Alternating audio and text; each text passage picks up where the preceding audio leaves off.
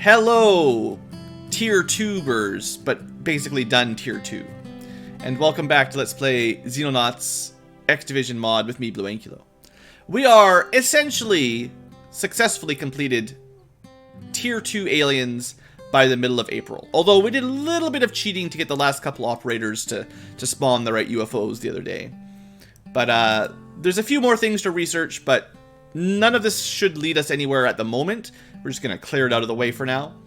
And because we're feeling, or at least I'm feeling kind of brave, we're going to try something cool. We're going to try to, before the Phase 3 alien shows up, which I don't know when. It depends on some things. The timers are a bit weird in my mind, but at some point, you know, bigger UFOs and new aliens will show up. But we can jumpstart that process by letting this base grow a little bit. So that's what we're going to try to do. And this will get us an early Tier 3 aliens mission. Once it upgrades, we will immediately pause and figure out who's going to go. And I'm kind of leaning towards a... I guess I'd call it an all-star team, where we pick certain live viewers from all the 3 bases to go on that mission. At least that's what I'm thinking, rather than letting any one team do it solo. It'll require some manipulating, moving people around a little bit, but it might work out, Anyway, for the moment, we have a lot of disassembly to do. And you know what I didn't do between episodes? Bad Ankylo. I forgot to queue up the work for C Team, so we'll get this out of the way here. There was a lot of noises coming in from outside, plus some specific live chatters were distracting me a little bit. And we got the text-to-speech working, which is a scary thing. Don't worry, future tubers, we're not going to be enabling that in the middle of a Let's Play anytime soon. Possibly ever. For $5,000, you can say 5 words in the middle of an episode. That's probably fair. Ooh, look at all those stun grenades. I think we ran out of stun rockets completely. So let's queue up at least a couple of those. And then, I mean, I use stun grenades a lot more, but that's some good stuff there. Uh-oh. The Metroids are coming.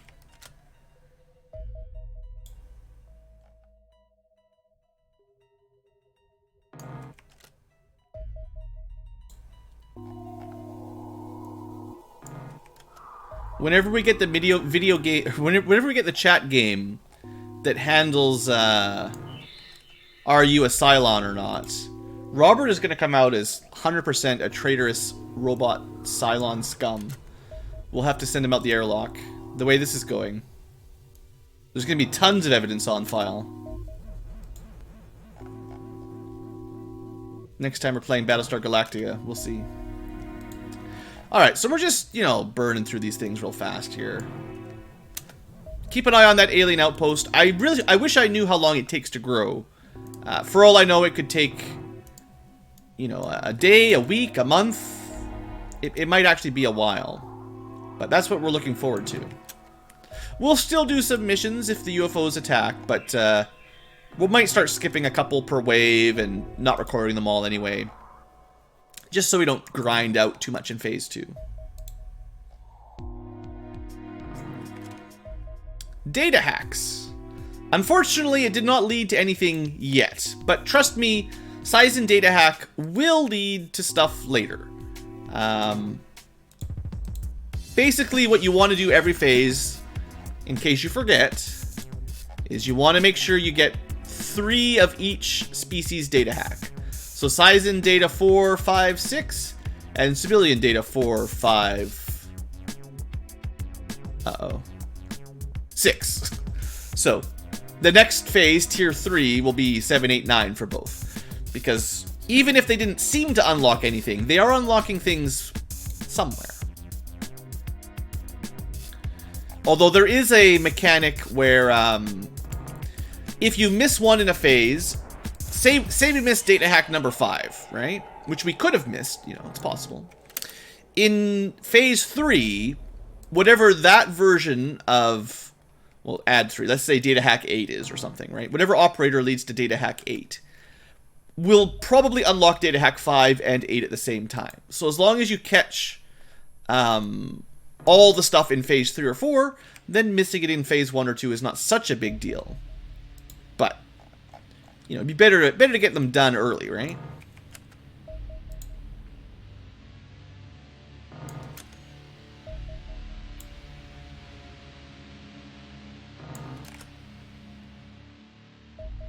Alright.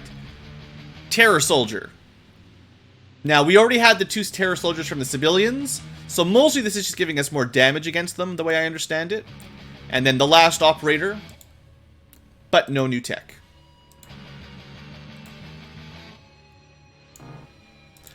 But it was possible that these Terror Soldiers were what led to, like, dark technology. We just happened to get it earlier from the civilians.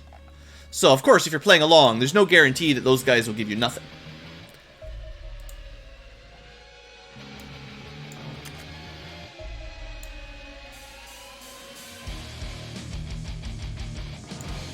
We're getting the Doom music, but a little bit early. We're not actually on the death mission yet.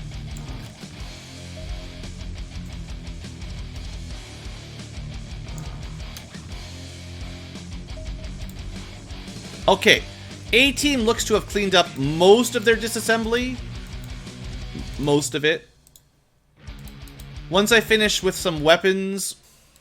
One thing I should probably do, and it might require going off camera. I think A-Team actually needs a new gun. And I've been focusing on these energy cores and stuff for a little while here. How are we looking on actual cores? We've got 47 ballistic cores. And 57 energy cores. Yeah, and some of my teams, seeing as we've been going 4 power armor, these division miniguns are not very good. So we should at least upgrade them, and I should look at building some other stuff in general anyway. Now that we're a little bit less poor. And for the moment, having a second antimatter minigun, I think, is a good idea. They're not that expensive. Their weaknesses aren't that big either.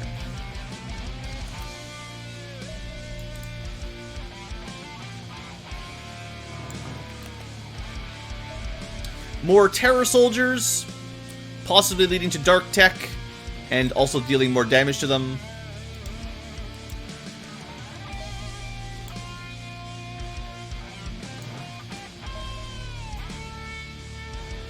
But everyone will be done with their deconstruction soon enough.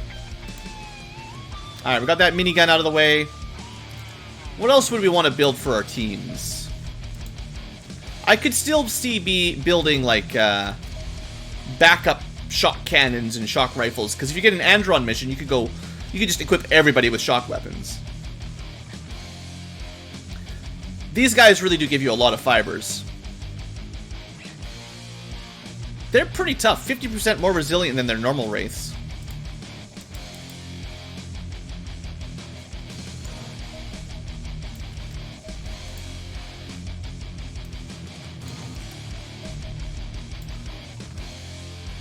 Alright, B team almost complete. C team completed. So I think we can either finish assembling our batch of power sources that we started back in phase 1. Or we could get some light fiber and dense fiber off these guys. Or realistically, I should be building equipment that will actually help us rather than always disassembling. How many actual alenium pieces of alenium do we actually have? That's kind of our limiting factor right now. We don't have a lot of alenium. So if I continue to disassemble, which is in this one, we do get 3 alenium per power source, which isn't bad. That might be the best thing for the moment. Sure, there's some spare weapons that we missed. We'll get those out of the way, but then we'll probably go for some extra Elenium.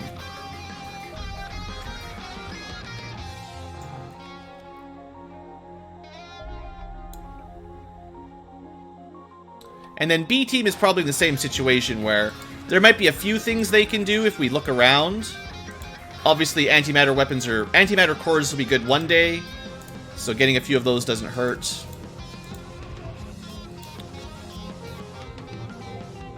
I have a feeling we've got enough energy cores for the moment.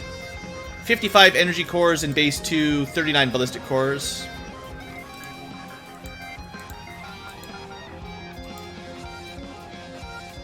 So I think I'll let them do these and then we'll go to the power sources.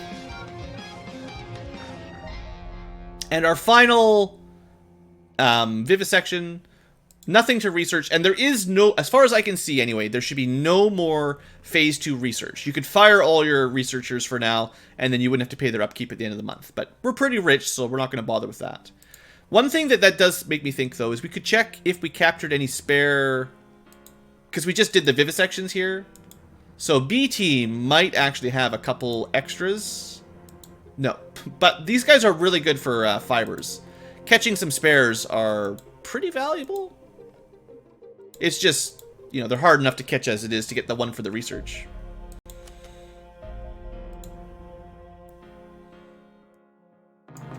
How long for the outpost? Oh, Androns, okay. Let's disassemble some power sources. That'll stop the interruptions for a little while, too. Let some time go by.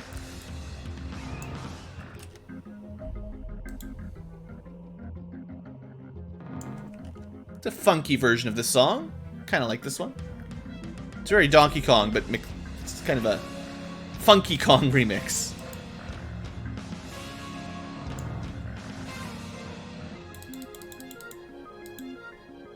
Let's say 2 days is enough. Alright, we'll probably get a UFO wave soon, but keep an eye on that outpost.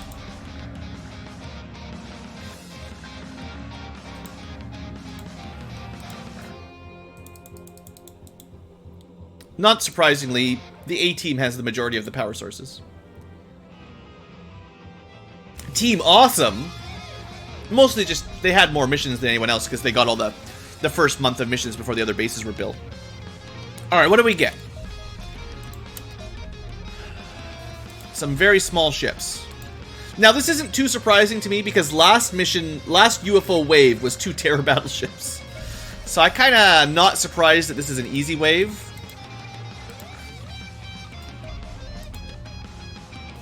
Maybe we'll let the Lotus take those guys down. Scouts should be handled by faster ships. I might just skip all of them. Maybe. We'll see. Oh, landing ship! No. So we could have 2 bases. Oh no, wait. It's a supply run. I bet you it'll upgrade it. Alright, well maybe we'll get our base upgrade right away. We can let it... It's not constructing a new base. It's supplying the other base. Alright, we'll let them do it. And there's still a light cruiser, of course. There's still a large UFO we could do if we want. Okay, the aliens have got a lot of UFOs on screen here. Oh, you know what this is? This is another thing that I forgot. One of the mechanics of X Division is every alien base on the planet increases the pool of resources the aliens have to spawn UFOs. So if you let them build bases and keep them up, they give you more and more UFOs. For now, it's giving, because we can shoot them down. But in future phases, this becomes a problem very quickly. Anyway, I don't think we'll have too much trouble here. But we'll see.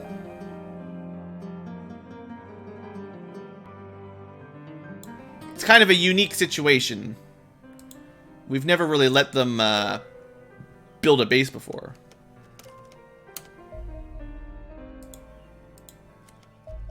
Strike Corvette. Now these guys are injured, but Lancers should not take any damage.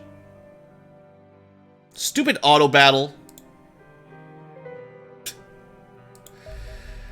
Alright, you got me. You got me.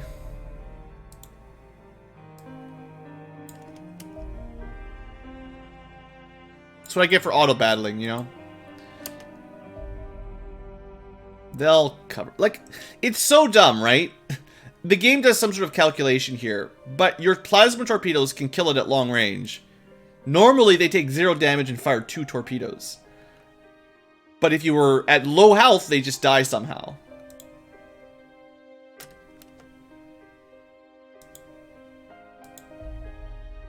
I don't think I'm going to bother letting this guy get over land, basically. Let's just knock him out of the sky.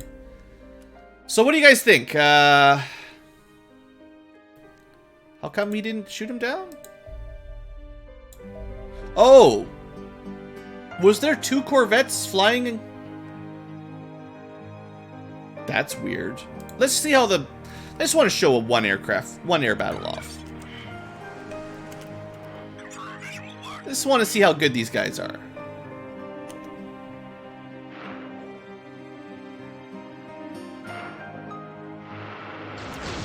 I just want to fly right through them. They took a tiny bit of damage, but they shot down the incoming missiles, and I don't even know if they took any real damage, actually, to be fair. And their anti-missiles still shot down the Scouts' missiles, and then their hyper missiles just destroyed it. Okay, so the good news is all UFOs dealt with. We've got a medium robot mission. Well, not medium, a small robot mission. We've got a small size-in with lots of xenomorphs. Yeah, forget that. We've got a large robot mission, maybe. We've got a medium civilian mission. You know, forget that. We've got a large civilian mission, maybe. It's probably not worth it for just a small. These missions do go quicker, but the resources required are not that much better. Do you think we should even do these, or should we just skip this wave? Let's just skip this wave. You know what? We'll do some missions on the next wave. But we just did a double terror mission, right? Now, I would still like to shoot it down when it's done, if possible. Because, I think we get more rewards if we kill it. Unfortunately, the Lancers I would have used are shot, but we got the Lotus, right? Okay, so it's landed, it's building its base up, hopefully. Besides, if this expands right now, I don't want to mess resources around on doing those other dumb missions.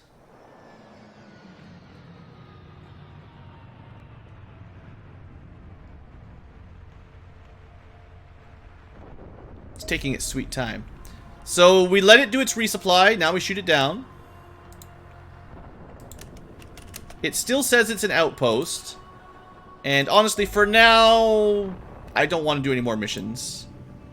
But I assume that will speed up the growth of it.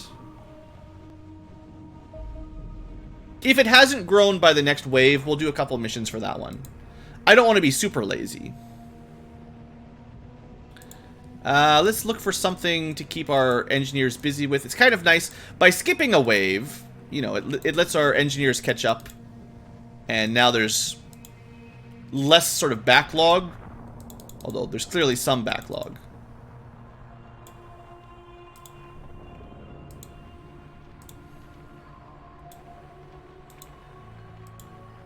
My favorite part, doing this live in the middle of an episode.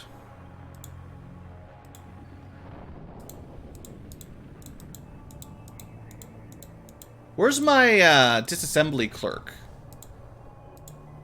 I thought we hired someone to handle this last stream.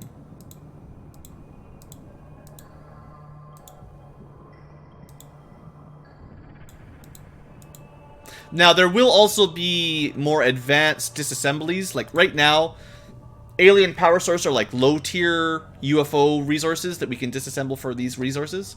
There will be bigger things that we actually know about. We just don't know how to disassemble them yet. So, probably in Phase 3, we'll get an upgraded version of the power source.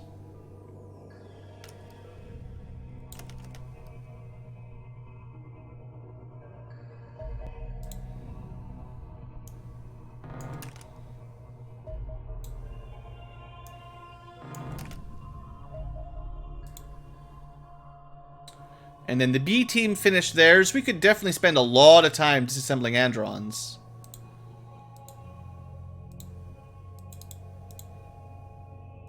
But, you know, why disassemble androns when you can get more energy cores?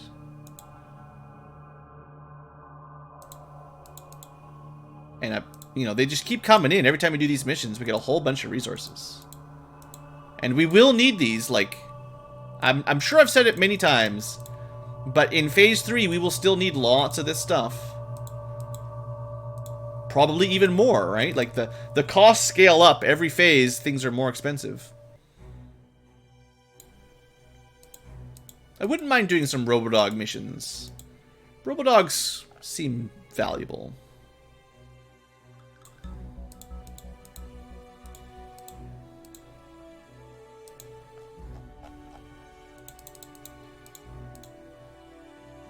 Okay, so B team and C team have done all their power sources. Or at least we've queued them all up anyway. A team actually still has more. Should I want to work at it? 6 more. How are we looking on Alenium here, though? Well, this has been a valuable time period, basically.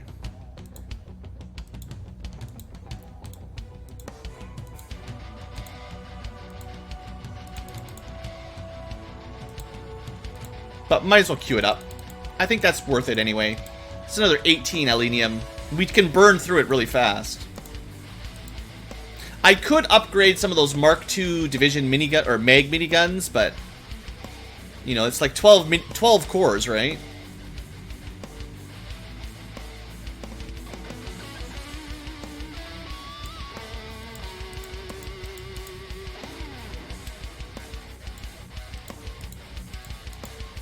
Okay, but assumedly at this point we've got all of our alien weapons queued up or completed. And there's really nothing else we need to worry about for disassembly. We can let our engineers do kind of whatever they want. Oh, it still says outpost. I thought it upgraded. False alarm.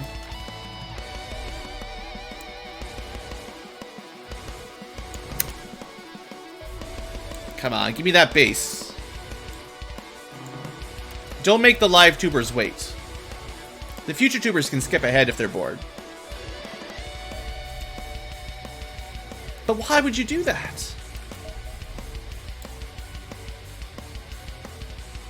At least the live tubers have the betting minigames.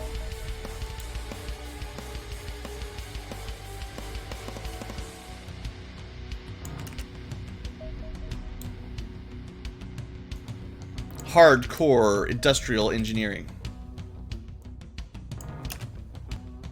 Super engaging Ankylo content.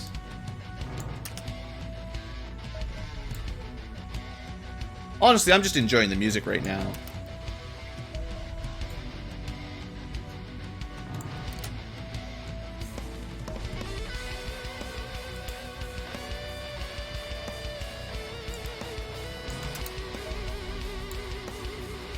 Alright. We'll start breaking down some androns. Oh! I think that was it! That didn't take too long. Booyah! That only took like a week. It was like the 18th of April, and we let one landing ship resupply it. So that probably sped it up by a week or two, I bet. I think it takes closer to a month normally, so. Excellent! Alright, future tubers. This might not have been the longest, most exciting episode, but I am going to end this episode here because we need to prep our teams, because now it's time for the Tier 3 mission of who knows who will survive. This should get us some cool technology, and I have some plans, so we'll see how it goes. So when you come back, I will give you a recap of what's changed gear-wise, because I want to move some people around and figure some stuff out. But I want to do this base quickly before, because if it grows to the final form, there is just no way we can take it out.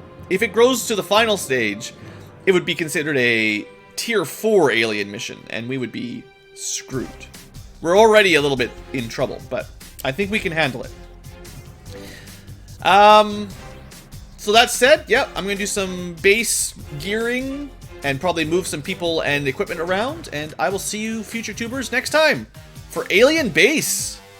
Tier 3 aliens and a larger base. Look forward to that. Hope you've enjoyed. I will see you next time. Thanks for watching.